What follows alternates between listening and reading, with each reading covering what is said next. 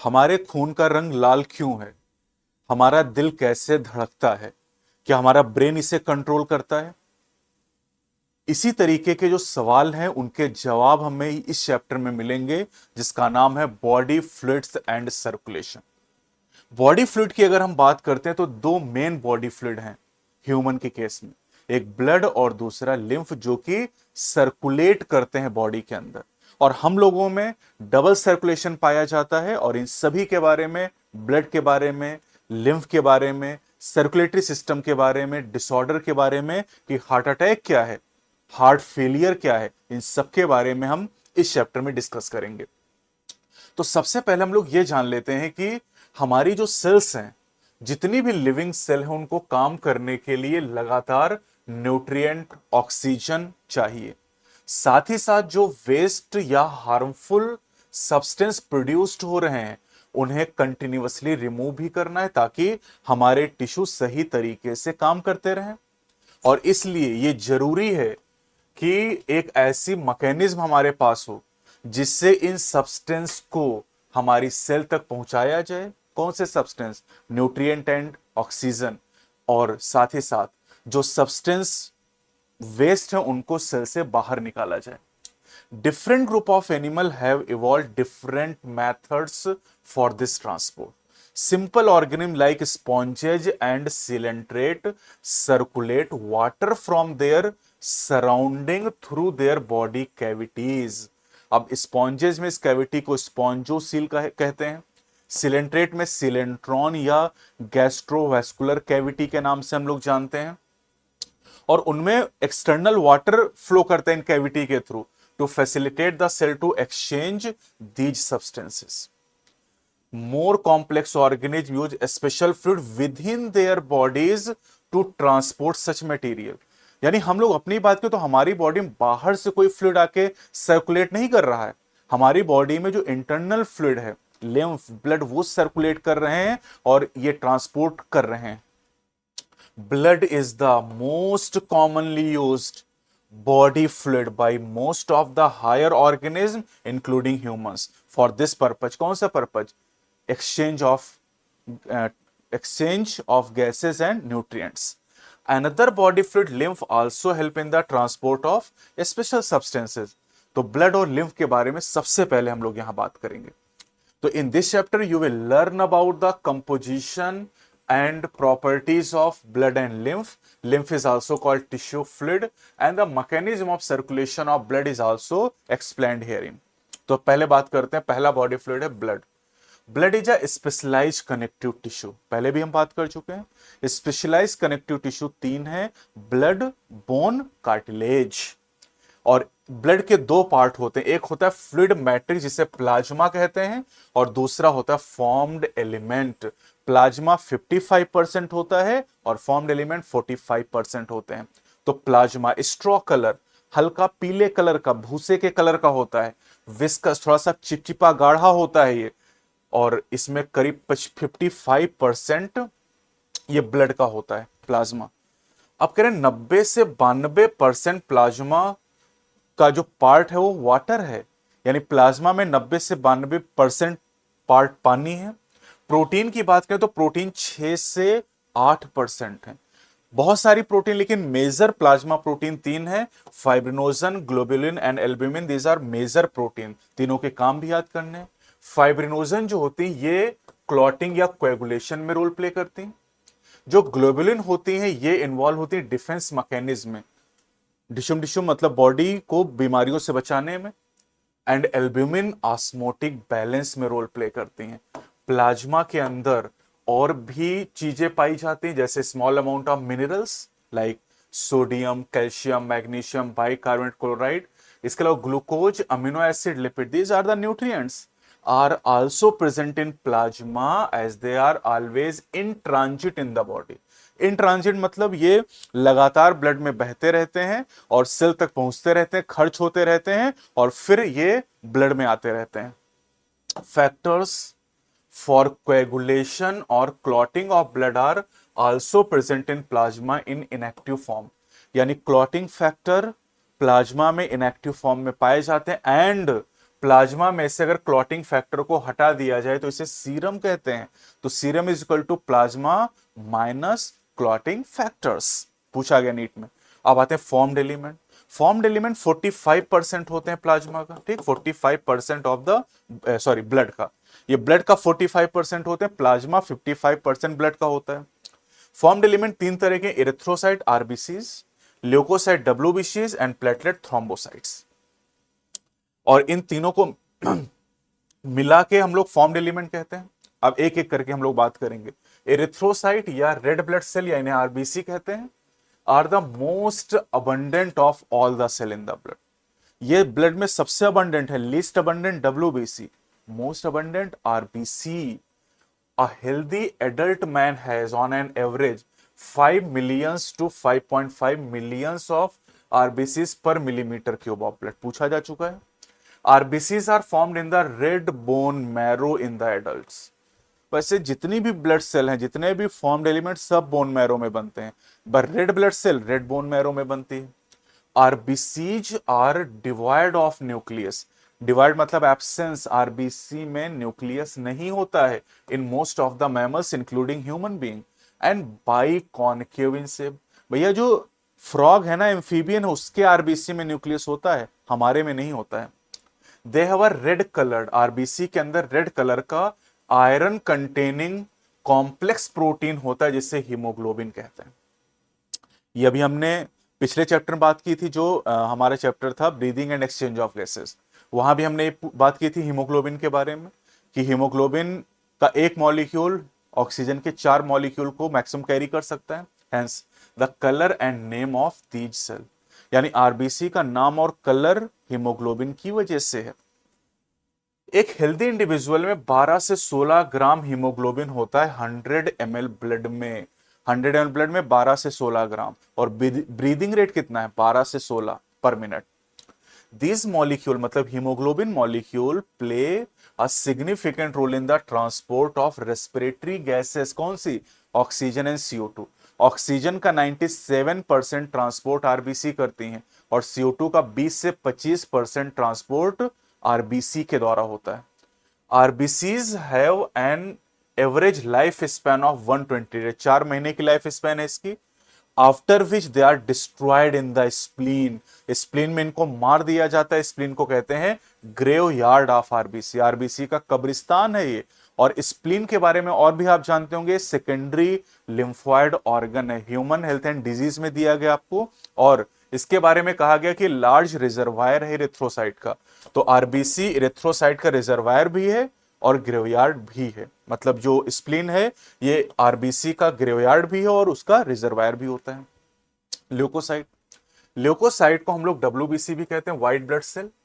और क्यों कहते हैं, नाम क्यों, क्योंकि ये कलरलेस है। क्यों कलरलेस है, क्योंकि इनमें हीमोग्लोबिन नहीं है। आरबीसी को रेड इसलिए कहते हैं क्योंकि उसमें हीमोग्लोबिन है।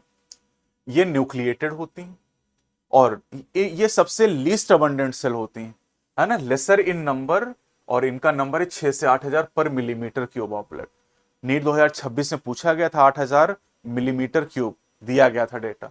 अब ल्यूकोसाइट जो होती हैं वो शॉर्ट लिव्ड होती है, इनकी लाइफ स्पैन कम होती है। आरबीसी के 120 दिन है, ये कुछ हफ्ते से कुछ दिन तक जिंदा रहती हैं। We have two main categories of डब्ल्यूबीसीज, एक को कहते हैं ग्रैनुलोसाइट और दूसरी ए agranulocyte. Neutrophil, eosinophil and basophil ये ग्रैनुलोसाइट के एग्जाम्पल हैं, जबकि लिम्फोसाइट और मोनोसाइट जो है ये एक ग्रैनुलोसाइट के एग्जाम्पल हैं। अब न्यूट्रोफिल जो है ये मोस्ट अबंडेंट होती हैं डब्ल्यूबीसी, 60 से 65% न्यूट्रोफिल होती हैं टोटल डब्ल्यूबीसी को, और बेसोफिल लीस्ट अबंडेंट है, 0.5 से 1% होती हैं। न्यूट्रोफिल और मोनोसाइट जो होती हैं ये फैगोसिटिक सेल होती हैं जो फॉरेन ऑर्गेनिज्म को डिस्ट्रॉय करती हैं, और मोनोसाइट 6 से 8% होती हैं, है ना। फिर आते हैं बेसोफिल, बेसोफिल सिक्रीट करती हैं histamine, serotonin and heparin and involve in inflammatory reaction, पूछा जा चुका एग्जाम में। इस्नोफिल 2 से 3% होती हैं, नीट 2026 का सवाल। और resist infection and also involve in the allergic reactions. Lymphocyte 20 से 25% नीट 2026 में पूछा गया। और ये दो तरह की होती है, two major type, B and T lymphocyte. और जो बी और टी लिम्फोसाइट होती हैं ये रिस्पॉन्सिबल होती हैं इम्यून रिस्पॉन्स के लिए। अलग अलग बात करें तो B lymphocyte humoral immune response, T lymphocyte cell mediated immune response यानी सीएमआई प्रोवाइड करती हैं। अब जो प्लेटलेट होती हैं इन्हें थ्रोम्बोसाइट भी कहा जाता है। और ये सेल नहीं है, सेल के फ्रेगमेंट हैं। और इनका फॉर्मेशन होता है बोन मैरो में स्पेशल सेल से जिन्हें मेगा कैरियोसाइट कहा जाता है। नंबर की बात करें तो इनका नंबर 1.5 लाख से 3.5 लाख पर मिलीमीटर क्यूब होता है। और प्लेटलेट कुछ ऐसे फैक्टर, ऐसे सब्सटेंस रिलीज करती हैं, है ना, जो कि ब्लड क्लॉटिंग में इन्वॉल्व होते हैं। अगर प्लेटलेट का नंबर कम हो जाता है तो इससे क्लॉटिंग डिसऑर्डर हो जाते हैं और इसकी वजह से एक्सेसिव लॉस बॉडी से ब्लड का होता है। जैसे डेंगू की बात करें, डेंगू में आप सुनते होंगे कि अरे उनका प्लेटलेट 1 लाख से नीचे आ गया। भैया 1.5 लाख से 3.5 लाख होना चाहिए, है ना। लेकिन नॉर्मली अगर आप चेक कराते हैं आपका प्लेटलेट 1 लाख, 1.25 लाख, 1,10,000, 90,000, तो घबराने की जरूरत नहीं, नॉर्मली कभी कभी रहता है ऐसे। अगला टॉपिक हमारे पास है ब्लड ग्रुप्स। तो भैया ब्लड ग्रुप बहुत तरह के हैं, हमारे सिलेबस में 2 तरह के, एबीओ सिस्टम एंड आरएच, वही हमें जानना है। तो blood of human being differ in certain aspect though it appear to be similar. सबका खून लाल दिखाई देता है, क्रांतिवीर मूवी में आपने देखा होगा, लेकिन ऐसा नहीं कि सबका खून एक ही जैसा है। Various type of grouping of blood has been done, various बहुत तरह के, लेकिन two such grouping the ABO and Rh are widely used all over the world. तो हमें यही दो जानने हैं। पहले एबीओ ग्रुपिंग की बात करते हैं। अब ये जो एबीओ ग्रुपिंग है ये किस पे बेस्ड है? तो एबीओ ग्रुपिंग बेस्ड है, या कोई भी ब्लड ग्रुप बेस्ड होता है, प्रेजेंस और absence of two surface antigen. Surface antigen, antigen एक केमिकल है, शुगर है, और ये सरफेस जो है आरबीसी की सेल मेम्ब्रेन पे, chemicals that can induce immune response, जो केमिकल इम्यून रिस्पॉन्स इंड्यूस करते हैं उन्हें हम एंटीजन कहते हैं। और ये एंटीजन कहां है? On the RBCs, namely A and B. तो दो तरह के एबीओ सिस्टम में दो एंटीजन है, A antigen and B antigen. जैसा एंटीजन होगा वैसा ब्लड ग्रुप होगा। देख लो आप, जैसे एंटीजन ऑन आरबीसी, आरबीसी पे एंटीजन तो A blood group, B antigen तो बी ब्लड ग्रुप, ए और बी दोनों एंटीजन तो ए बी ब्लड ग्रुप, और कोई एंटीजन नहीं तो जीरो यानी ओ ब्लड ग्रुप, हो गया खत्म। सिमिलरली एंटीजन कहां पे है? आरबीसी की मेम्ब्रेन पे, सेल मेम्ब्रेन पे। Plasma of different individual contain two natural antibodies. Antibodies are the proteins produced in response to antigens. तो अगर प्लाज्मा के अंदर एंटीबॉडी होती हैं, और ये जो एंटीबॉडी ये भी दो तरीके की, anti A and anti B. अब देखो, ए ब्लड ग्रुप वाले पर्सन में एंटी बी एंटीबॉडी प्लाज्मा में, बी पर्सन में एंटी ए बी वाले में कोई भी एंटीबॉडी नहीं है, और ओ में दोनों एंटीबॉडी, एंटी ए और एंटी बी। क्लियर है बात? यानी ए बी पर्सन में कोई भी एंटीबॉडी नहीं है और ओ पर्सन में कोई भी एंटीजन नहीं पाया जाता है। अब 4 तरह के ब्लड ग्रुप बन गए, ए बी एंड ओ। और type of blood group depend करता है टाइप ऑफ एंटीजन के ऊपर, जैसा एंटीजन वैसा ब्लड ग्रुप हो जाएगा। अब कह रहे हैं कि यहां पर ब्लड ट्रांसफ्यूजन के दौरान हमें यह ध्यान रखना है कि जो अगर क्लंपिंग की प्रॉब्लम को अवॉइड करना है, डिस्ट्रक्शन ऑफ आरबीसी को क्लंपिंग कहते हैं, तो उस केस में हमें डोनर के बारे में पता होना चाहिए। देख लो आप, डोनर ग्रुप ओ ए ब्लड ग्रुप अगर है तो इसको ब्लड ए और ओ दे सकता है, बी वाले को बी और ओ दे सकता है, ए बी को हर ब्लड ग्रुप ब्लड दे सकता है, और ओ को केवल ओ दे सकता है। यानी आप देख सकते हैं ओ जो है वो सभी ब्लड ग्रुप को ब्लड दे सकता है, मतलब ओ यूनिवर्सल डोनर है। और ए बी सभी से ब्लड ले सकता है, यानी ए बी यूनिवर्सल रेसिपिएंट है। ए बी यूनिवर्सल रेसिपिएंट क्यों है? क्योंकि इसके पास कोई भी एंटीबॉडी नहीं है। और ओ यूनिवर्सल डोनर क्यों? क्योंकि इसके पास कोई एंटीजन नहीं। देखिए, group O blood can be donated to person with any other blood group and hence O blood group individual are called universal donor. Persons with AB group can accept blood from person with AB as well as other group of blood, therefore such persons are called universal recipient. अब आते हैं RH grouping. अब RH grouping में एक antigen है, RH antigen. तो RH antigen और ये आरएच एंटीजन, आरएच नाम आया कहां से? रीसस मंकी से। रीसस मंकी में जो हमारे यहाँ बंदर होता ना, वही रीसस मंकी है।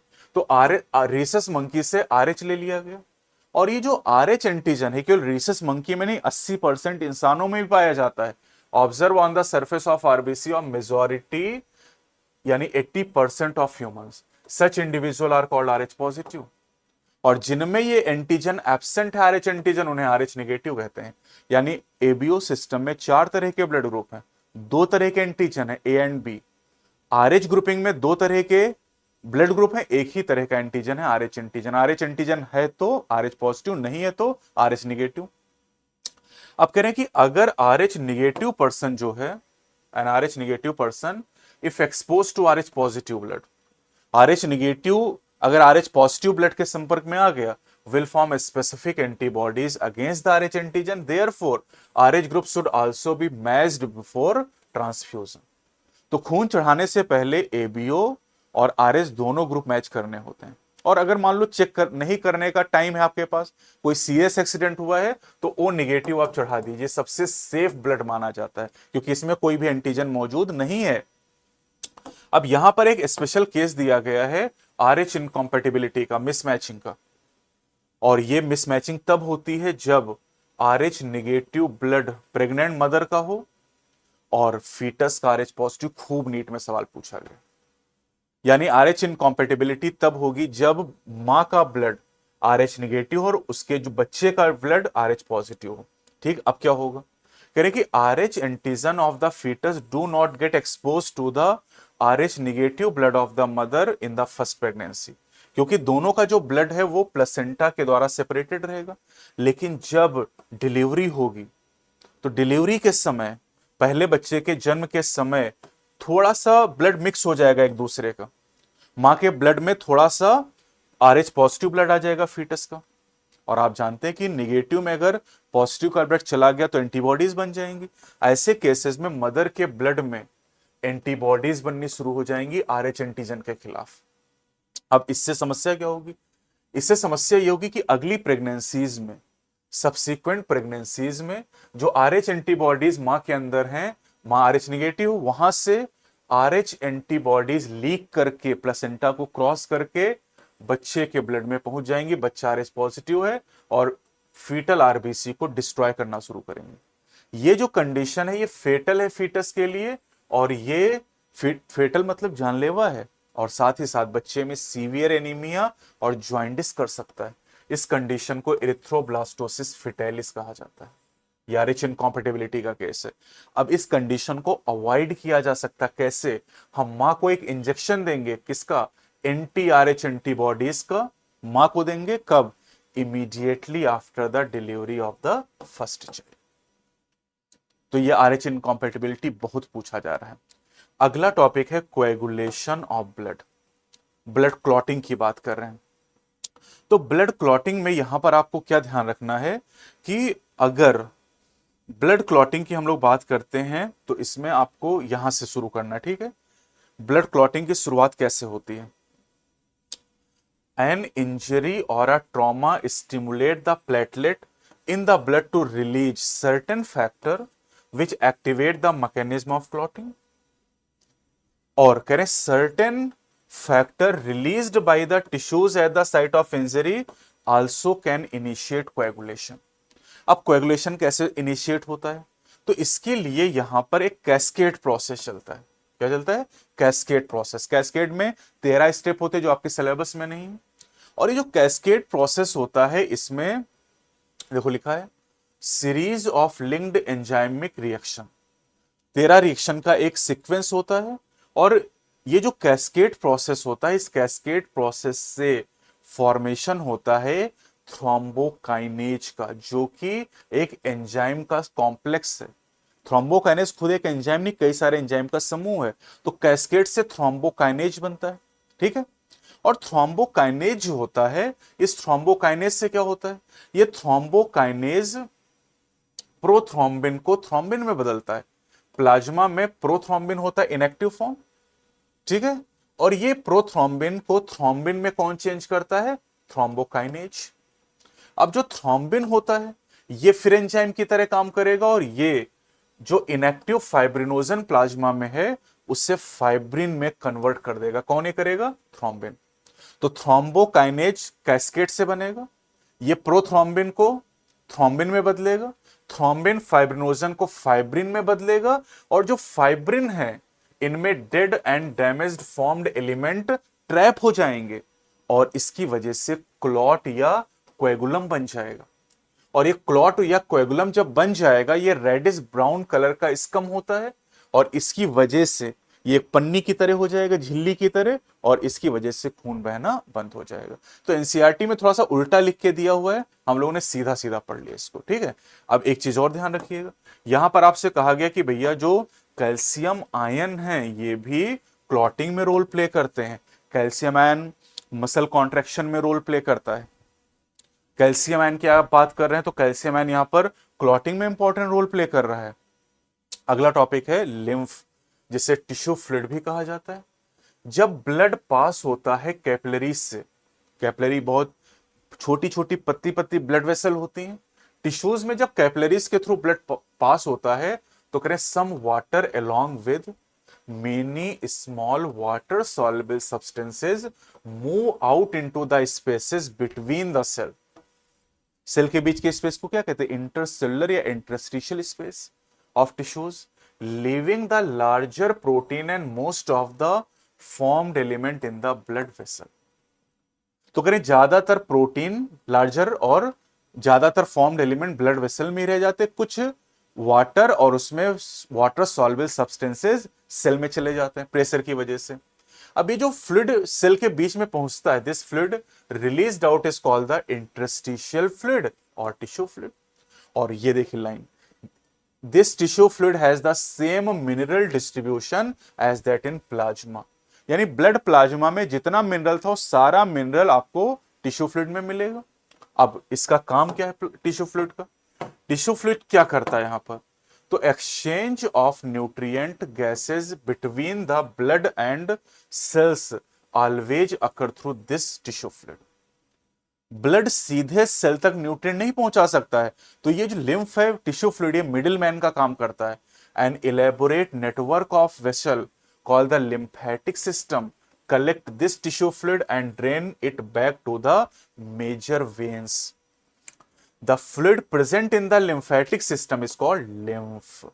और जो लिम्फ है ये कलरलेस फ्लूइड है क्योंकि इसके अंदर आरबीसी नहीं है, लेकिन स्पेशलाइज लिम्फोसाइट, तभी तो नाम लिम्फ पड़ा, देखो लिम्फोसाइट है, यहां से लिम्फ आ गया नाम।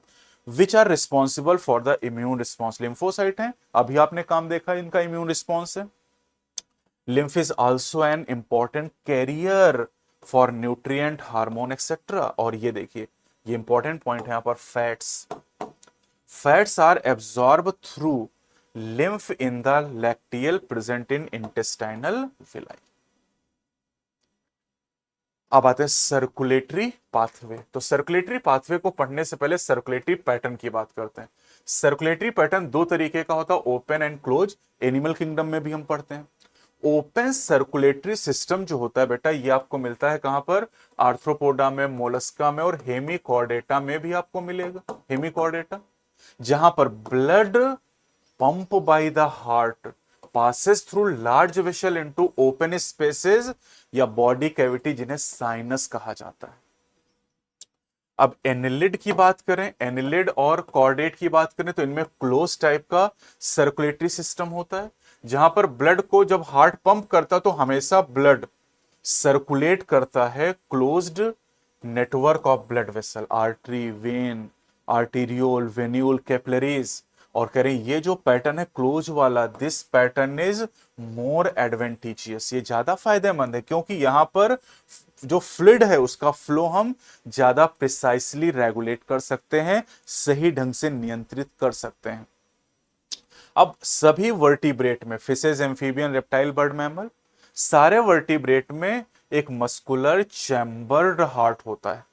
फिशेज में 2 चैम्बर्ड है, एम्फीबियन में 3 चैम्बर, रेप्टाइल में 3 चैम्बर एक्सेप्ट क्रोकोडाइल, और क्रोकोडाइल, बर्ड मैमल में 4 चैम्बर, सब में चैम्बर्ड हार्ट है। तो fishes have a 2 chamber heart with an atrium and a ventricle. Amphibian and the reptile except crocodile have 3 chamber heart, जिसमें 2 atria और 1 ventricle है, जबकि क्रोकोडाइल बर्ड और मैमल में 4 चैम्बर्ड हार्ट है, जहां पर 2 एट्रिया और 2 वेंट्रिकल है। अब फिशेस से शुरू करते हैं हम लोग यहां पर, है ना। फिशेस की बात करें तो फिशेस में जो हार्ट है ये डीऑक्सीजनेटेड ब्लड को पंप करता है, जो कि ऑक्सीजनेट किया जाता है गिल्स के द्वारा, और गिल ब्लड को सप्लाई कर देता है बॉडी पार्ट को, जहां से डीऑक्सीजनेटेड ब्लड वापस हार्ट को आता है। इसे हम लोग सिंगल सर्कुलेशन कहते हैं। फिर आ जाते हैं amphibians. Amphibian reptile except crocodile, the left atrium receive oxygenated blood from the gills, lungs या स्किन। एम्फीबिया में आप जानते हैं कि भैया गिल, लंग्स और स्किन सब यूज होता है। रेप्टाइल में लंग्स का यूज होता है। And the right atrium gets the deoxygenated blood from the other body part. और फिर चूंकि वेंट्रिकल एक ही है तो ये दोनों ब्लड ऑक्सीजनेटेड और डीऑक्सीजनेटेड ब्लड मिक्स हो जाते हैं, और जो वेंट्रिकल है ये पंप करता है मिक्स ब्लड बॉडी टिश्यू को भी और गिल्स, लंग्स और स्किन को भी। इसे इनकम्प्लीट डबल सर्कुलेशन कहा जाता है। अब आते हैं क्रोकोडाइल बर्ड और मैमल की बात करते हैं। तो क्रोकोडाइल बर्ड और मैमल में ऑक्सीजनेटेड और डीऑक्सीजनेटेड ब्लड रिसीव होते हैं अलग अलग, ये कभी मिक्स नहीं होंगे। जो ऑक्सीजनेटेड ब्लड है वो लेफ्ट एट्रिया में आएगा और डीऑक्सीजनेटेड राइट एट्रियम में आएगा, और यहां से ये वेंट्रिकल को चला जाएगा। मतलब लेफ्ट एट्रियम से लेफ्ट वेंट्रिकल में और राइट एट्रियम से राइट वेंट्रिकल में। फिर the ventricle pump it out without any mixing up, that is to separate circulatory pathways are present in these organisms, hence these animal have double circulation। और इसको अभी हम आगे डिस्कस करेंगे। इस डबल सर्कुलेशन में एक पल्मोनरी सर्कुलेशन है और एक सिस्टमिक सर्कुलेशन है, डिटेल में हम लोग बात करेंगे। अब चूंकि ह्यूमन फिजियोलॉजी चल रही इसलिए हम ह्यूमन सर्कुलेटरी सिस्टम की बात करेंगे। याद करिए पिछले चैप्टर में मैंने आपको बताया था कि ह्यूमन रेस्पिरेटरी सिस्टम के 2 पार्ट हैं, conducting part and exchange part. Human circulatory system की बात करें तो इसमें 3 पार्ट आ जाएंगे। तो इसे ब्लड वेस्कुलर सिस्टम भी कहते हैं और इसमें 3 पार्ट हैं, a muscular chambered heart, network of closed branching blood vessels and the blood. तो heart, blood vessel and blood. Blood हम पढ़ चुके हैं, हार्ट पढ़ने जा रहे हैं, और ब्लड वेसल अभी आगे आ जाएगा सब आपके सिलेबस में। आप कह रहे हैं कि जो हार्ट है ये मीजोडर्मली डेराइव्ड ऑर्गन है। हार्ट, नोटोकॉर्ड, मसल 3 एनसीईआरटी में दिए गए जो मीजोडर्मल ऑर्गन है, और कोई पूछा नहीं जाएगा। Ectodermal, endodermal is situated in the thoracic cavity, बताया था लंग्स भी थोरैसिक चैम्बर में। In between the 2 lungs slightly tilted to the left, left में ज्यादा झुका हुआ है हमारा heart. It has the size of clenched fist, हमारे दिल का जो आकार है हमारी मुट्ठी जितना है। तो कोई कहता नहीं कि हमारा दिल तो बहुत बड़ा है, नहीं भैया, जितनी बड़ी मुट्ठी है ना इतना ही बड़ा आपका दिल है। दिल को बताना है तो आप बता दो कितना बड़ा हमारा दिल है। It is protected by double walled membranous bag pericardium, lungs के ऊपर डबल वॉल लेयर थी जिसे हम प्लूरा कहते थे, वहां पर प्लूरा के बीच में प्लूरल फ्लूइड था और यहां पर पेरिकार्डियल फ्लूइड है। आवर हार्ट हैज 4 चैम्बर, अभी हमने बात की। 2 ऊपर छोटे चैम्बर हैं जिन्हें एट्रिया कहते हैं और 2 लार्जर लोअर चैम्बर हैं जिन्हें वेंट्रिकल कहा जाता है। अब कह रहे हैं एक पतला मस्कुलर वॉल, मसल की बनी हुई वॉल है जिसे इंटर एट्रियल सेप्टम कहते हैं, ये राइट और लेफ्ट एट्रिया को अलग करती है। जबकि एक थिक वॉल, देखिए इंटर एट्रियल सेप्टम थिन है जबकि इंटरवेंट्रिकुलर थिक होगा। Thick walled interventricular septum separate the left and right ventricle. इसके अलावा atrium and the ventricle of the same side are also separated by a thick fibrous tissue called atrioventricular septum. लेकिन ये जो atrioventricular septum है, atrioventricular septum इन दोनों तरफ septa में provided with an opening through which the 2 chambers of the same side are connected. कह रहे इनमें ओपनिंग है और इन ओपनिंग को गार्ड करने का काम वाल्व करते हैं। द ओपनिंग बिटवीन, बहुत पूछा गया नीट में, right atrium and the right ventricle is guarded by the valve, जो कि 3 कस्प से बना होता है। 3 मस्कुलर फ्लैप या कस्प, कस्प मतलब ढक्कन, फ्लैप, इसे ट्राइकस्पिड वॉल्व कहते हैं। जबकि बाइकस्पिड या इसे मिट्रल वॉल्व भी कहते हैं, ये आपको मिलता है लेफ्ट एट्रियम और लेफ्ट वेंट्रिकल के बीच में। बहुत पूछा गया। The opening of the right and the left ventricle into the, अब राइट वेंट्रिकल जो होता है, राइट वेंट्रिकल पल्मोनरी आर्टरी में ओपन करता है और लेफ्ट वेंट्रिकल अरोटा में। देखो, pulmonary artery and the aorta respectively. अब पल्मोनरी राइट वेंट्रिकल और पल्मोनरी आर्टरी के बीच सेमी लूनर वॉल्व है और लेफ्ट वेंट्रिकल और अरोटा के बीच सेमी लूनर वॉल्व है।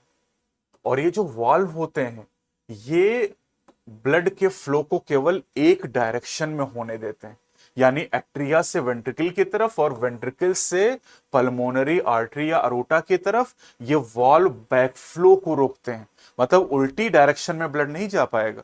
ब्लड वेंट्रिकल से एट्रिया में वापस नहीं जा सकता है, एट्रिया से वेंट्रिकल में आ सकता है। पल्मोनरी आर्टरी और अरोटा से वेंट्रिकल में वापस नहीं जा सकता है, वेंट्रिकल से इनमें आ सकता है। अब हमारा पूरा जो हार्ट है, पूरा दिल बना होता है कार्डियक मसल के द्वारा। 3 तरह की मसल आप जानते हैं, smooth muscle, skeletal muscle and cardiac muscle. Walls of the ventricle are much thicker than that of atria. Atria छोटे भी, उनकी दीवार भी पतली है, वेंट्रिकल बड़े हैं, उनकी दीवार भी मोटी।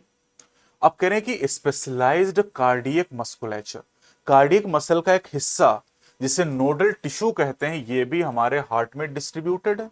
और इसमें 5 कंपोनेंट होते हैं, SA node, AV bundle, right and left bundle and Purkinje fibre. तो आप देखो जरा, अब पैच, इसका एक टुकड़ा, किसका, नोडल टिश्यू का, प्रेजेंट इन द, कहां पर, right upper corner of the right atrium, जिसे साइनो एट्रियल नोड या एसए नोड या सैन कहते हैं।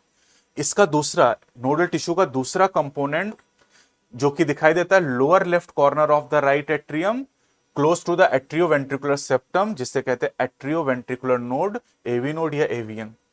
अब इस एवी नोड से एक बंडल निकलता है, a bundle of nodal fibre, जिसे हम एट्रियोवेंट्रिकुलर बंडल, एवी बंडल कहते हैं, continuous from the AV node which passes through the atrioventricular septum to emerge on the top of the interventricular septum and immediately divide into right and left bundle।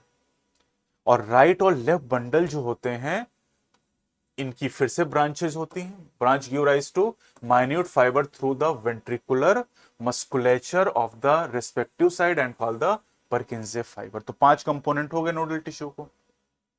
अब इस nodal tissue को हम पढ़ क्यों रहे हैं, तो नोडल टिश्यू के अंदर ये जो नोडल मस्कुलेचर है, this has the ability to generate action potential. Action potential मतलब दिल धड़कने की सूचना।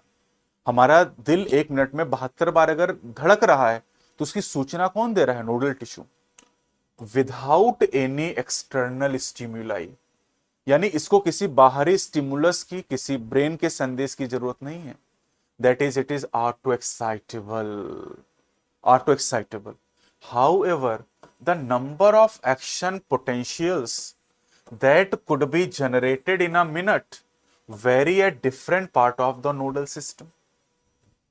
भाई एसए नोड सबसे ज्यादा एक्शन पोटेंशियल जनरेट करेगा, उससे कम एवी नोड, उससे कम एवी बंडल, उससे कम राइट एंड लेफ्ट बंडल, सबसे कम परकिंजे फाइबर। अब चूंकि एसए नोड सबसे ज्यादा एक्शन पोटेंशियल जनरेट करता है, इसलिए उसे पेस मेकर कहते हैं, नीट में पूछा गया। The SA node can generate the maximum number of action potential, that is 70 to 75 times per minute, and is responsible for initiating and maintaining। ये शुरू भी करता है और मेंटेन भी करता है the rhythmic contractile activity of the heart.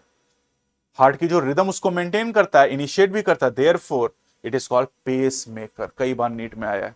Our heart normally beats 70 to 75 times in a minute, average 72 beat per minute. इसे हम लोग कहते हैं हार्ट रेट। ब्रीदिंग रेट कितना बताया था, 12 से 16 टाइम पर मिनट, और हार्ट रेट कितना है, 70 से 75 टाइम पर मिनट, एवरेज 72 टाइम पर मिनट है।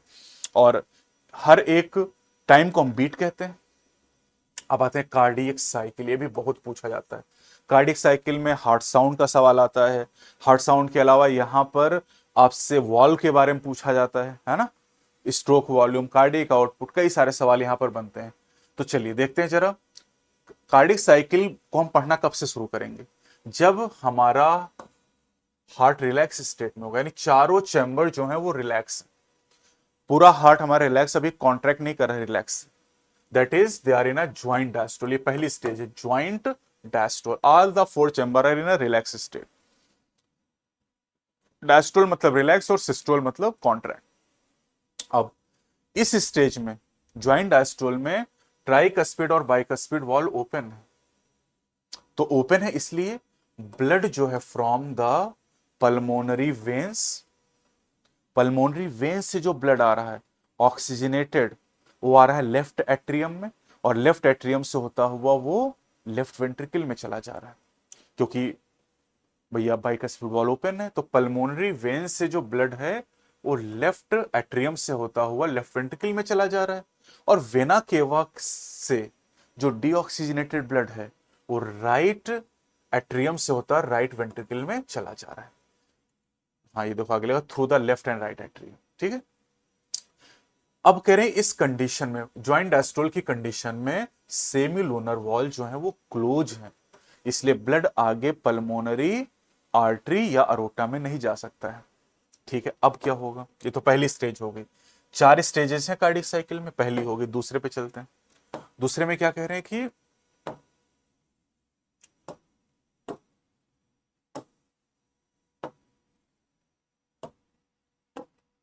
The SA node now generate an action potential. अब SA node action potential generate करेगा, जिसकी वजह से दोनों एट्रिया एक साथ कॉन्ट्रैक्ट करेंगे, लेफ्ट और राइट एक साथ, जिसे कहेंगे एट्रियल सिस्टोल। और ये हो गई सेकंड स्टेज। कार्डियक साइकिल के 4 स्टेजेस हैं, ज्वाइंट डायस्टोल, एट्रियल सिस्टोल। अब एट्रियल सिस्टोल से वॉल्व में कोई चेंज नहीं होगा। बाइकस्पिड ट्राइकस्पिड खुले थे, खुले रहेंगे, सेमिलूनर बंद थे, बंद रहेंगे। बस होगा क्या, इसकी वजह से ब्लड का जो फ्लो है एट्रिया से वेंट्रिकल में वो 30% बढ़ जाएगा। बस अब क्या होगा इसके बाद, जितनी देर में ये दोनों एट्रिया कॉन्ट्रैक्ट करेंगे उतनी देर में जो एक्शन पोटेंशियल है ये वेंट्रिकुलर साइड पहुंच जाएगा, एवी नोड और एवी बंडल से होते हुए, जहां से bundle of his, right and left bundle along with the Purkinje fiber is called bundle of His, transmit it through entire ventricular musculature। जितनी देर में दोनों एट्रिया कॉन्ट्रैक्ट होती देर में संदेश दोनों वेंट्रिकल तक पहुंच गया। अब दोनों वेंट्रिकल एक साथ कॉन्ट्रैक्ट करेंगे, that is called ventricular systole. तीसरी स्टेज पे आ गया वेंट्रिकुलर सिस्टोल। द एट्रिया, और इसी समय जैसे दोनों वेंट्रिकल कॉन्ट्रैक्ट करेंगे दोनों एट्रिया रिलैक्स हो जाएंगे। द एट्रिया अंडरगो रिलैक्सेशन उसी समय, diastole coinciding with ventricular systole, यानी वेंट्रिकुलर सिस्टोल के समय एट्रियल डायस्टोल हो जाएगा, दोनों घटना एक साथ होंगी। अब जब वेंट्रिकुलर सिस्टोल होगा तीसरे स्टेज में, तो वेंट्रिकल के अंदर सिस्टोल होने से वेंट्रिकल कॉन्ट्रैक्ट करेगा, कॉन्ट्रैक्ट करने से वॉल्यूम घटेगा, वॉल्यूम घटेगा तो प्रेशर बढ़ जाएगा, इंक्रीजेस द वेंट्रिकुलर प्रेशर। और जब प्रेशर बढ़ेगा तो ब्लड वापस जाने की कोशिश करेगा एट्रिया में, और वापस तो जा नहीं सकता है, वॉल्व वापस जाने नहीं देगा, तो वॉल्व बंद हो जाएंगे, causing the closure of tricuspid and bicuspid valve due to attempt backflow of blood into the atria। ठीक है, तो अब क्या होगा, अब प्रेशर तो लगातार वेंट्रिकल में बढ़ता जा रहा है, और इस बढ़ते हुए प्रेशर की वजह से सेमीलोनर वॉल्व जो कि पल्मोनरी आर्टरी राइट साइड में और अरोटा लेफ्ट साइड में गार्ड कर रहे हैं वो ओपन हो जाएंगे और ब्लड वेंट्रिकल में चला जाएगा। ठीक है, वेंट्रिकल में वेंट्रिकल से ब्लड चला जाएगा, राइट वेंट्रिकल से चला जाएगा पल्मोनरी आर्टरी में, और लेफ्ट वेंट्रिकल से अरोटा में चला जाएगा, और वहां से ये सर्कुलेटरी पाथवे में चला जाएगा। मतलब जो राइट वेंट्रिकल में जा रहा है, राइट वेंट्रिकल से पल्मोनरी आर्टरी में, वो चला जाएगा पल्मोनरी सर्कुलेशन में, और लेफ्ट वेंट्रिकल से जो अरोटा में जा रहा है वो सिस्टमिक सर्कुलेशन में, जो हम आगे बात करेंगे। अब इसके बाद क्या होगा, इसके बाद नंबर 4 पे आ जाएंगे, the ventricles now relax, this is called ventricular diastole. Number 4, तो नंबर 1 क्या हो गया, एट ज्वाइंट डायस्टोल, दूसरा एट्रियल सिस्टोल, तीसरा वेंट्रिकुलर सिस्टोल, चौथा वेंट्रिकुलर डायस्टोल। अब वेंट्रिकुलर डायस्टोल में जब वेंट्रिकल रिलैक्स करेंगे, रिलैक्स करने का मतलब वॉल्यूम बढ़ेगा तो प्रेशर घटेगा, वेंट्रिकुलर प्रेशर फॉल्स। वेंट्रिकल का प्रेशर घटेगा तो पल्मोनरी आर्टरी और अरोटा का ब्लड वेंट्रिकल में आने की कोशिश करेगा, सेमिलूनर चूंकि खुले हुए थे तो अब ब्लड वापस तो आ नहीं सकता, अब सेमिलूनर बंद हो जाएगा, causing the closure of semilunar valve which prevent the backflow of blood into the ventricles। और अब as the ventricle pressure decline further, the tricuspid and bicuspid valve are pushed open by the pressure in the atria exerted by blood। जो bicuspid और tricuspid खुलेंगे वो blood के pressure की वजह से खुलेंगे। अब करें blood now once again move freely to the ventricle, यानी हम फिर से आगे ज्वाइंट डायस्टोल, चार chamber relax. The ventricle and atria are now again in the relaxed joint diastole state as earlier. Soon the sen generate a new action potential and event described above are repeated in the same sequence and the process continue। ये लगातार चलता रहेगा और इतना काम होने में, जो इतना मैंने पढ़ाया ना, इतना काम होने में 1 सेकंड से कम टाइम लगेगा, 0.8 सेकंड ड्यूरेशन में इतना सारा काम हो जाता है, जिसको समझने में 8 मिनट लग जाता है, ये 0.8 सेकंड में पूरा हो जाता है।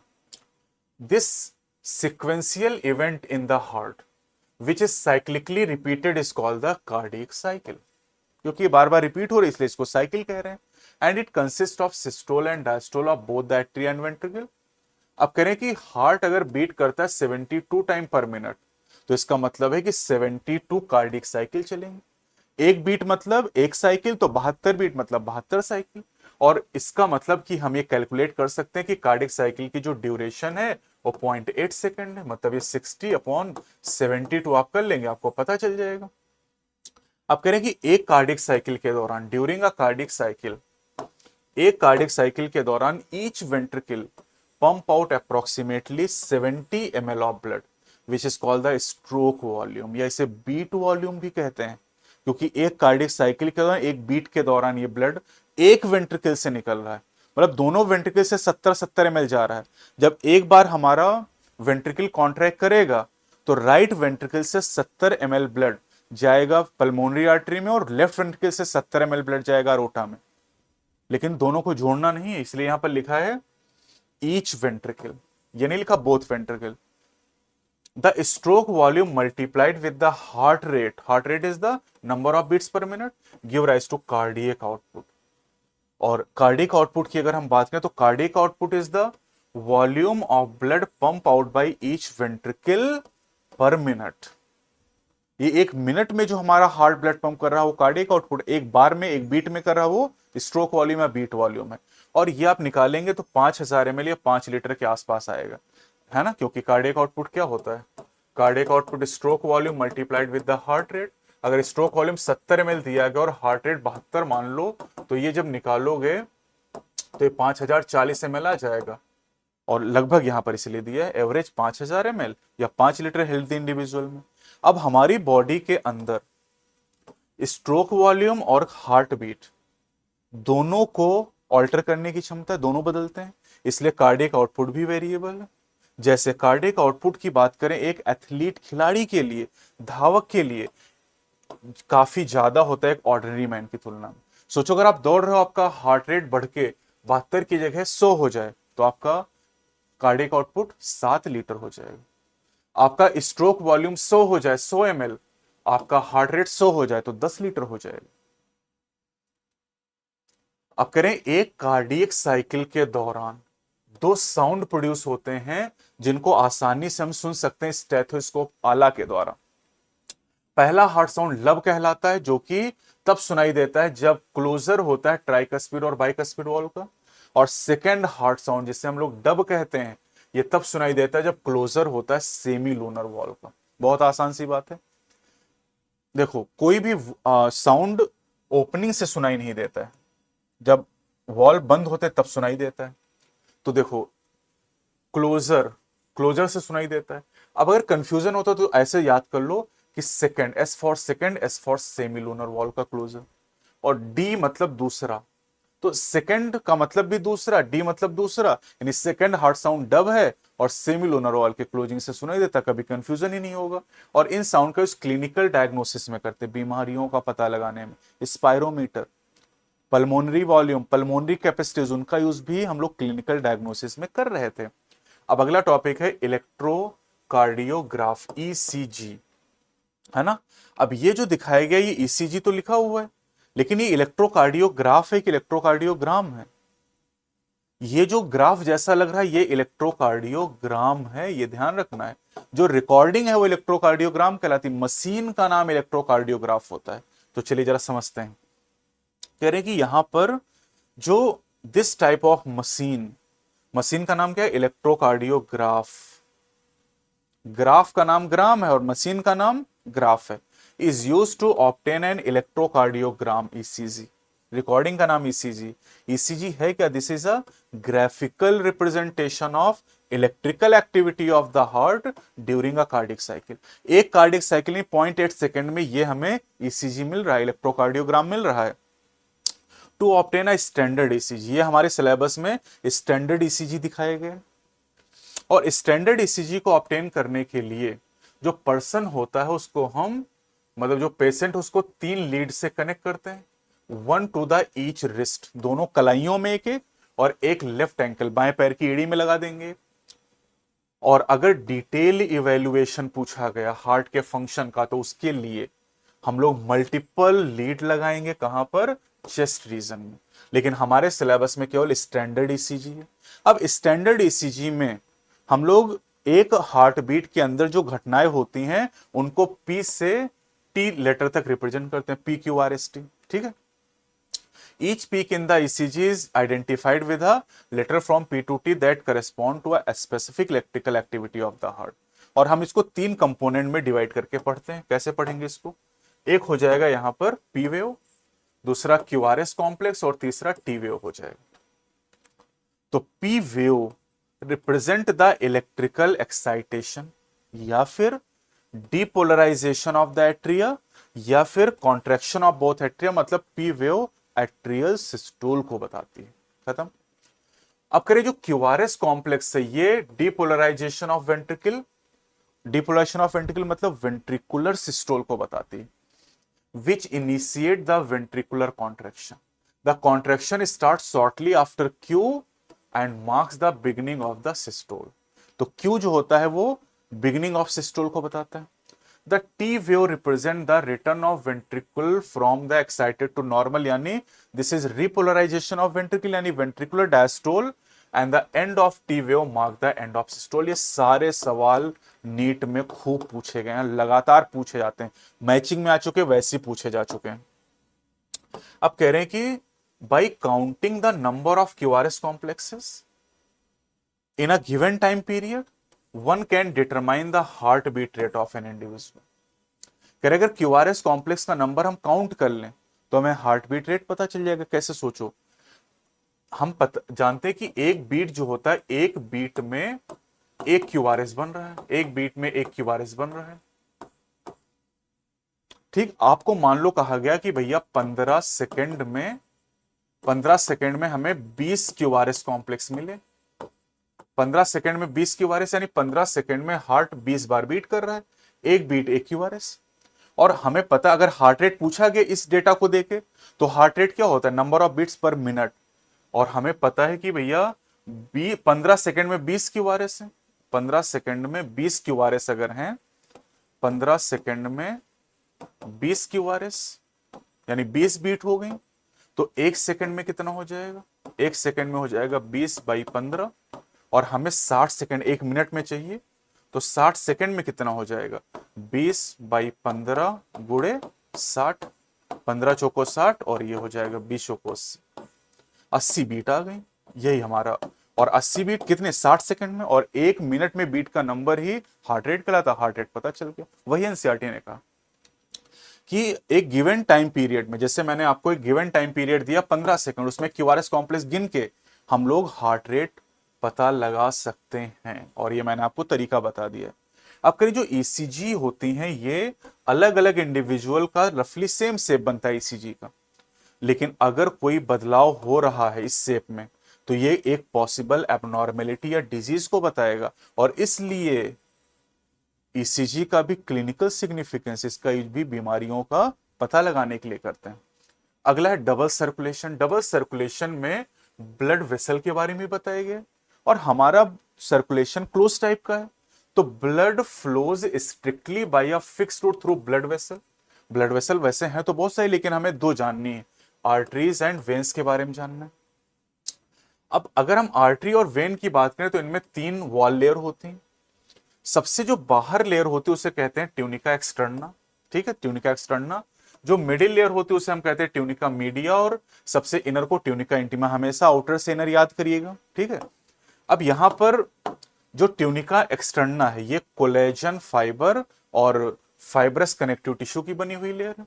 ट्यूनिका मीडिया ये स्मूथ मसल और इलास्टिक फाइबर की बनी लेयर है, और ट्यूनिका इंटिमा जो है ये स्क्वेमस एपिथेलियम की बनी है, और स्क्वेमस एपिथेलियम को ब्लड वेसल में एंडोथेलियम कहते हैं। पिछले चैप्टर में बात की थी हमने। अब यहां पर आप देखो जरा, इसको डायग्राम एक आपको दिया गया एनसीईआरटी में, और इस डायग्राम में आर्टरी दिखाई गई है, वेन दिखाई गई। आप जरा ल्यूमेन चेक करो, जो वेन का ल्यूमेन है काफी वाइड है, जबकि आर्टरी का ल्यूमेन नैरो है, क्योंकि अंतर है स्मूथ मसल में, ट्यूनिका मीडिया में। आर्टरी में ट्यूनिका मीडिया थिक है और इसलिए ल्यूमेन नैरो, वेन में tunica media smooth muscle thin है, इसलिए ल्यूमेन वाइड हो जाता है। तो ये ध्यान रखना आप। अब करें कि डबल सर्कुलेशन में आते हैं। डबल सर्कुलेशन कहां पर? क्रोकोडाइल, बर्ड और मैमल में। तो blood pump by the right ventricle. Right ventricle से ब्लड कहां पर जाएगा? राइट वेंट्रिकल से ब्लड जाएगा पल्मोनरी आर्टरी में, और यहां से ब्लड पहुंचेगा लंग्स में। दूसरी तरफ जो लेफ्ट वेंट्रिकल है ये ब्लड को पंप करेगा कहां पर? अरोटा में, और यहां से जाएगा बॉडी टिश्यू को। The deoxygenated blood pump into the pulmonary artery is passed on to the lungs, from where oxygenated blood is carried by the pulmonary veins into the left atrium. This pathway constitute the pulmonary circulation. Pulmonary circulation. तो right ventricle से left atrium तक का circulation pulmonary. अब दूसरी तरफ जो oxygenated blood है जो कि लेफ्ट वेंट्रिकल से चला है, ये अरोटा में जाएगा, और अरोटा से ये कैरी किया जाएगा नेटवर्क ऑफ आर्टरीज। अरोटा की ब्रांच आर्टरी, आर्टरी की ब्रांच आर्टेरियोल। जैसे पढ़ा नहीं आपने, efferent arteriole is a fine branch of renal artery. फिर आर्टेरियोल से बनती कैपिलरीज, और यहां से ब्लड पहुंचता है टिश्यूज में, और टिश्यू में वो लिम्फ बन जाता है। From where the deoxygenated blood is collected by the system of venule. Venule से मिलकर बनती वेन, और वेन मिलकर vena cava, and emptied into the right atrium. तो लेफ्ट वेंट्रिकल से राइट एट्रियम तक का जो पाथवे है that is called systemic circulation. ये क्या करता है? ये जो systemic circulation this provide nutrient, oxygen और एसेंशियल सब्सटेंस टिश्यूज को, टिश्यू से CO2 और जो हार्मफुल कंपाउंड है, एक्सक्रीटरी प्रोडक्ट हैं, उनको एलिमिनेशन के लिए लाया जाता है। अब यहां पर कुछ स्पेशल सर्कुलेशन भी होते हैं, है ना। तो special circulation, a unique vascular connection exist between the digestive tract and liver called hepatic portal system. Hepatic portal vein, hepatic portal vein पूछा गया नीट में सवाल, carries blood from intestine to the liver before it is delivered to the systemic circulation. A special coronary system of blood vessel is present in our body exclusively for the circulation of blood to and from the cardiac muscle. Cardiac muscle को blood ले जाने के लिए, वहां से blood लाने के लिए कोरोनरी सिस्टम स्पेशली हार्ट ने अपने लिए बना रखा है। ये यहां आप देख सकते हैं, है ना। राइट वेंट्रिकल से जो ब्लड है, राइट वेंट्रिकल से ब्लड जाता है कहां पर? पल्मोनरी आर्टरी में, पल्मोनरी आर्टरी से पहुंचता है लंग्स में, लंग्स से पल्मोनरी वेन के द्वारा लेफ्ट एट्रियम में, दैट इज पल्मोनरी सर्कुलेशन। दूसरी तरफ जो लेफ्ट वेंट्रिकल से ब्लड होता है ये अरोटा में जाता है, और अरोटा से बॉडी के टिश्यू में जाएगा, बॉडी के टिश्यू से जो डीऑक्सीनेटेड ब्लड है ये वेना केवा के द्वारा राइट एट्रियम तक लाया जाएगा। तो लेफ्ट वेंट्रिकल से राइट एट्रियम तक का काम सिस्टमिक सर्कुलेशन कहलाएगा। अब आते हैं रेगुलेशन ऑफ कार्डियक एक्टिविटी। याद करिए जरा, रेगुलेशन ऑफ रेस्पिरेशन में हमने न्यूरल सिस्टम पढ़ा था, यहां देखते हैं जरा। यहां पर करें कि normal activities of the heart are regulated intrinsically, that is auto regulated. भैया उसके पास अपना नोडल टिश्यू है, अपनी एक्टिविटी को खुद कंट्रोल करता है स्पेशलाइज मसल के द्वारा, जिसे नोडल टिश्यू कहते हैं। और इसीलिए हार्ट को मायोजेनिक कहा जाता है। मायो का मतलब मसल, तो मसल यहां रेगुलेट करती है, जिसे हम एसए नोड कहते हैं। A special neural center in the medulla oblongata can moderate the cardiac function through autonomic nervous system ANS। Medulla में स्पेशल न्यूरल सेंटर, जिसे हम कार्डियोवैस्कुलर सेंटर सीवीसी कहते हैं। अब आप याद करो तो इस यहीं पर आपको बताया गया था रेस्पिरेटरी रिदम सेंटर आरआरसी, यहीं पर आपको कीमोसेंसिटिव एरिया सीएसए भी बताया गया था, है ना। पिछले चैप्टर में आपने पढ़ा था respiratory rhythm centre, chemosensitive area, और आज आप पढ़े सीवीसी। ये जो स्पेशल न्यूरल सेंटर लिखा है ना, ये कार्डियोवैस्कुलर सेंटर है, सीवीसी, ये सभी मेडुला में है। अब कह रहे हैं कि जो ऑटोनॉमिक नर्वस सिस्टम है, इसके दो कंपोनेंट होते हैं, सिंपैथेटिक एंड पैरासिम्पैथेटिक। तो न्यूरल सिग्नल अगर सिंपैथेटिक नर्व से निकल रही है, this is a part of ANS, तो इससे इंक्रीज होगा रेट ऑफ हार्ट बीट, इससे स्ट्रेंथ बढ़ेगी वेंट्रिकुलर कॉन्ट्रैक्शन की, और इससे कार्डियक आउटपुट बढ़ जाएगा। जबकि पैरासिम्पैथेटिक न्यूरल सिस्टम अगर एक्टिवेट होगा, ये एएनएस का दूसरा कंपोनेंट है, तो ये हार्ट बीट को कम करेगा, रेट को, यानी हार्ट रेट को घटाएगा, speed of conduction of action potential को कम करेगा, और इस तरीके से कार्डियक आउटपुट को कम करेगा। यानी सिंपैथेटिक और पैरासिम्पैथेटिक एंटागोनिस्टिकली काम करते हैं, अपोजिट काम कर रहे हैं। तो ये तो न्यूरल रेगुलेशन हो गए। दूसरा जो रेगुलेशन यहां पर है वो हार्मोनल, एड्रिनल मेडुलरी हार्मोन। कौन? एड्रिनालिन एंड नॉर एड्रिनालिन, जिन्हें हम कैटेकोलामीन्स कहते हैं। ये कार्डियक आउटपुट को बढ़ाते हैं, हार्ट रेट को बढ़ाते हैं, हार्ट बीट को बढ़ाते हैं। Last topic, disorders of the circulatory system. Respiratory system में 3 डिसऑर्डर पढ़े थे, अस्थमा, एम्फिसिमा एंड ओआरडी। यहां पर 6 हैं। पहला है हाई ब्लड प्रेशर यानी हाइपरटेंशन, लेकिन उसको जानने से पहले नॉर्मल ब्लड प्रेशर जान ले हम लोग, है ना। तो नॉर्मल जो ब्लड प्रेशर होता है 120/80 होता है, जहां पर जो 120 ऊपर दिया गया है, इसे हम लोग सिस्टोलिक या पंपिंग प्रेशर कहते हैं, और जो नीचे 80 mmHg दिया गया उसे डायस्टोलिक या रेस्टिंग प्रेशर कहते हैं। लेकिन अगर किसी पर्सन का बार बार ब्लड चेक किया जाए और वो 140/90 या इससे ज्यादा आए, तो इसे हम हाइपरटेंशन या हाई ब्लड प्रेशर कहते हैं। और high blood pressure heart disease cause करता है, जो कि वाइटल ऑर्गन को अफेक्ट करता है, जैसे ब्रेन और किडनी को। अगला है coronary artery disease. Coronary artery disease CAD कहते हैं इसे, या फिर एथरोस्क्लेरोसिस भी कहा जाता है, ठीक है। अब करें, ये उन ब्लड वेसल को अफेक्ट करता है जो हार्ट को ब्लड सप्लाई करते हैं, हार्ट की मसल को ब्लड सप्लाई करते हैं। और ऐसा क्यों होता है? यहां पर जो ब्लड वेसल हार्ट को ब्लड सप्लाई करती है, हार्ट की मसल को, उन्हें कोरोनरी आर्टरी कहते हैं। और कोरोनरी आर्टरी के अंदर डिपॉजिट हो जाता है कैल्शियम, फैट, कोलेस्ट्रॉल या फाइब्रस टिश्यू का, जिससे नैरो हो जाता है इसका ल्यूमेन, और ल्यूमेन के नैरो होने की वजह से ब्लड का फ्लो कम हो जाता है। अगली बीमारी एंजाइना, जिसे हम एंजाइना पेक्टोरिस कहते हैं, और इसका जो सिम्टम है, this is acute chest pain, अचानक से सीने में दर्द होता है। कब? When no enough oxygen is reaching the heart muscle, कि हार्ट की मसल को पर्याप्त ब्लड नहीं पहुंच पा रहा है। एंजाइना करें कि किसी भी एज ग्रुप में हो सकता है, पुरुष या महिला में, लेकिन ज्यादा कॉमन कहां पर है? ये मिडिल एज 40 से 60 साल की उम्र में, और एन एल्डरली 60 साल के ऊपर की उम्र में ज्यादा कॉमन होता है। और ये उन कंडीशन की वजह से होता है जो ब्लड के फ्लो को अफेक्ट करते हैं, जैसे कैड की वजह से एंजाइना हो सकता है। अगला है हार्ट फेलियर। हार्ट फेलियर का मतलब ये होता है कि हार्ट जो है वो उतना ब्लड पंप नहीं कर पा रहा है जितना कि बॉडी की जरूरत है, और इसे कभी कभी कॉन्जेसिव हार्ट फेलियर कहा जाता है। क्योंकि लंग में जो कंजेशन हो गया, जैसे निमोनिया हो गया, तो congestion in the lung one of the main symptoms of the this disease. Heart failure अलग है ना, कार्डियक अरेस्ट अलग है, और हार्ट अटैक अलग है। तीनों अलग अलग है, तीनों सेम थिंग नहीं, ये ध्यान रखना है आपको। हार्ट फेलियर में हार्ट बॉडी को पर्याप्त ब्लड नहीं पंप कर पा रहा है। कार्डियक अरेस्ट की बात करें तो हार्ट स्टॉप बीटिंग, 3 वर्ड। और हार्ट अटैक में जब हार्ट की मसल सडनली डैमेज हो जाए इनएडिक्वेट ब्लड सप्लाई की वजह से। तो पहली बीमारी हाइपरटेंशन, दूसरी बीमारी कोरोनरी आर्टरी डिजीज, तीसरा एंजाइना पेक्टोरिस, चौथा हार्ट फेलियर, पांचवा कार्डियक अरेस्ट और छठा हो जाएगा हार्ट अटैक। तो 6 बीमारियां हो गई। इसके बाद समरी आपको दी गई है, ये आप देख लीजिए, समरी में कोई ऐसी नई बात नहीं दी गई है। तो ये हमारा पूरा चैप्टर हो गया बॉडी फ्लूइड्स एंड सर्कुलेशन। अब चूंकि आपको रैपिड रिवाइज करना है और हर एक लाइन कवर भी करनी है, तो इसी तरीके से हम लोग कवर कर सकते हैं। और चूंकि आपने पहले से चीजों को पढ़ रखा है, इसलिए यहां पर आप आसानी से समझ सकते हैं। अब अगर नीट 2027 की आप तैयारी शुरू करना चाहते हैं, तो आप जानते हैं कि अब 11 महीने का टाइम ही आज से बचा हुआ है।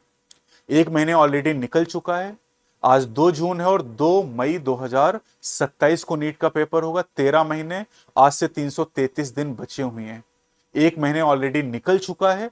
तो अगर आप नीट 2027 की तैयारी करना चाहते हैं, तो शुरू कर दीजिए, क्योंकि समय किसी का इंतजार नहीं करता है। समय निकला जा रहा है और जब एग्जाम नजदीक आता है, तब आपको लगता है कि अरे यार 1 महीने या 10 दिन 15 दिन और मिल जाता तो और बढ़िया कर लेते। लेकिन शुरुआत में आप उतना एफर्ट नहीं लगाते जो कि लगाना चाहिए, क्योंकि बहुत सारे बच्चे तैयारी शुरू कर चुके हैं। तो गंगवार इंस्टीट्यूट का ऑफलाइन बैच स्टार्ट हो चुका है। अगर नीट 2027 की आप तैयारी शुरू करना चाहते हैं, तो जल्दी से जल्दी आप स्टार्ट कर दें।